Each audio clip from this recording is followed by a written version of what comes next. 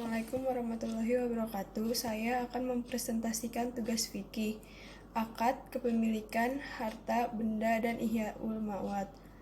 Nama Inaka Oktavia, kelas X IPS 2, nomor absen 12. Ketentuan akad dalam Islam. Pengertian akad secara etimologi, akad adalah ikatan antara dua perkara, baik ikatan secara nyata maupun ikatan secara maknawi, dari segi manapun dari dua segi. Secara etimologi atau istilah, ulama fikih membaginya pada dua ketentuan, yaitu akad secara umum dan akad secara khusus. Akad secara umum. Akad secara umum adalah segala sesuatu yang dikerjakan oleh seseorang berdasarkan keinginannya sendiri, seperti wakaf, talak, dan pembentukannya membutuhkan keinginan dua orang seperti jual beli perwakilan dan gadai. Akad secara khusus. Pengertian secara khusus menurut ulama fikih adalah perikatan yang ditetapkan dengan ijab qabul berdasarkan ketentuan syara yang berdampak pada objeknya. 2. Dasar hukum akad. Sebagaimana pengertian akad adalah perjanjian, istilah yang berhubungan dengan perjanjian di dalam Al-Quran, yaitu dibuatnya dan bertakwa, maka sesungguhnya Allah menyukai orang-orang yang bertakwa. Hai orang-orang yang beriman, penuhilah akad-akad itu.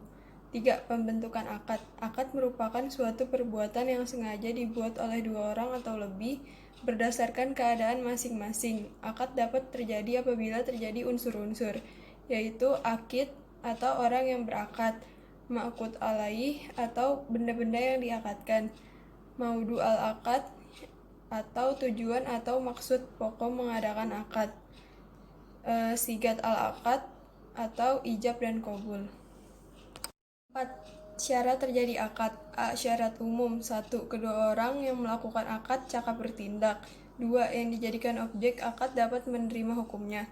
3. Akad itu diizinkan oleh syarak. 4. Akad dapat memberikan manfaat. Syarat khusus. Syarat yang bersifat khusus adalah syarat yang wujudnya wajib ada dalam sebagian akad, seperti syarat adanya saksi dalam pernikahan. 5. Syarat sah akad. Akad akan dianggap sah apabila terhindar dari 6 perkara, yaitu kebodohan, paksaan, pembatasan waktu, perkiraan, ada unsur kemudaratan, dan syarat-syarat jual beli yang rusak. Akad sahih. Akad sahih adalah akad yang memenuhi unsur dan syarat yang telah ditetapkan oleh syarak, baik asal maupun sifatnya. Akad tidak sahih. Akad tidak sahih adalah akad yang tidak memenuhi unsur syarak. Maksud tidak sahih adalah tidak memenuhi rukun dan tidak ada objek akad. Macam-macam akad. Akad munjis adalah akad yang dilaksanakan langsung pada waktu selesainya akad. Akad mu'alaq adalah akad yang di dalam pelaksanaannya terdapat syarat-syarat yang telah ditentukan dalam akad. Akad mudaf adalah akad yang dalam pelaksanaannya terdapat syarat-syarat mengenai penangguhan pelaksanaan akad. 7. Makna ijab qabul dalam akad. Ijab qabul merupakan syarat yang harus dipenuhi oleh kelompok yang mengadakan akad. Syarat ijab qabul adalah harus jelas maksudnya, sehingga dipahami oleh pihak yang melangsungkan akad. Antara ijab dan qabul harus sesuai. Antara ijab dan qabul bersambung dan kedua belah pihak berada di tempat yang sama dan tidak terpaksa atau karena diancam. 8. Hikmah akad. 1. Terhindar dari kepemilikan harta secara tidak sah. 2. Terhindarnya perselisihan di antara para pihak yang melakukan akad. 3. Timbulnya rasa ketentraman dan kepuasan dari pihak yang berakad. Kepemilikan harta benda dalam Islam. Allah Subhanahu wa Ta'ala telah memberikan alam jagat raya kepada manusia untuk dipergunakan semestinya dengan tujuan ibadah kepada Allah Subhanahu wa Ta'ala. Menurut jumhur ulama, kepemilikan merupakan hak khusus seseorang terhadap suatu benda dan tercegahnya pihak lain untuk ikut memanfaatkannya. Kini aturan syariat Islam tentang kepemilikan. Ilahiyah. Ilahiyah adalah awal kepemilikan harta maupun pengembangan harta yang kita miliki berasal dari Allah Subhanahu wa Ta'ala dengan tujuan mencari ridho Allah Subhanahu wa Ta'ala. B. Akhlak. Akhlak terkait dengan perilaku seseorang dalam kepemilikan harta. Kepentingan harta yang berakhlak adalah kepemilikan yang memedulikan nilai-nilai tahsini. Kepemilikan harta seseorang haruslah dapat memberi manfaat bagi kepentingan umum. C. Kemanusiaan. Ekonomi Islam adalah ekonomi kemanusiaan. Artinya, ekonomi yang memungkinkan kita memenuhi kebutuhan hidupnya, baik bersifat kebendaan maupun yang bersifat kejiwaan. Ada hak yang harus diberikan kepada mereka yang berhak menerima, seperti duafa, miskin, ataupun fisabilillah. Bab kepemilikan. A. Ihrozul mubahat. Ihrozul mubahat merupakan sebab timbul atau sifat memiliki atas benda oleh seseorang.